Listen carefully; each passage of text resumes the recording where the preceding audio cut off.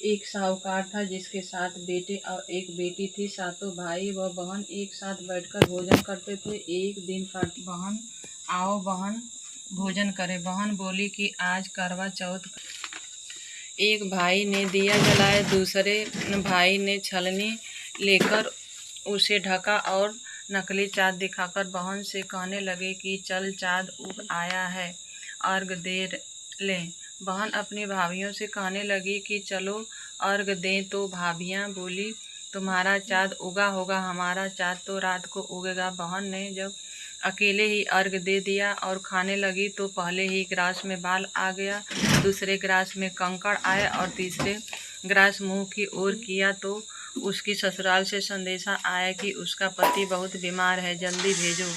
माँ ने जब लड़की को विदा किया तो कहा कि रास्ते में जो भी मिले उसके पाँव लगना और जो कोई सुहाग का आशीष दे तो उसके पल्ले में गांठ लगाकर उसे कुछ रुपए देना।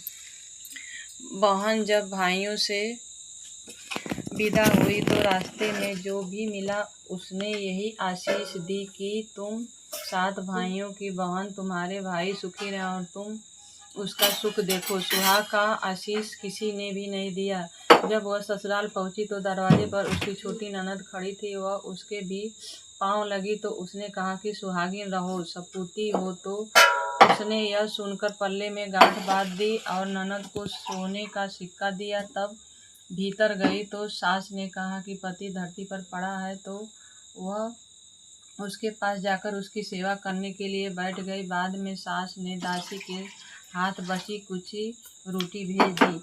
इस प्रकार से समय बीतते बीतते मार्गशीर्ष की चौथ आई तो चौथ माता बोली करवा ले भाइयों की प्यारी करवा ले।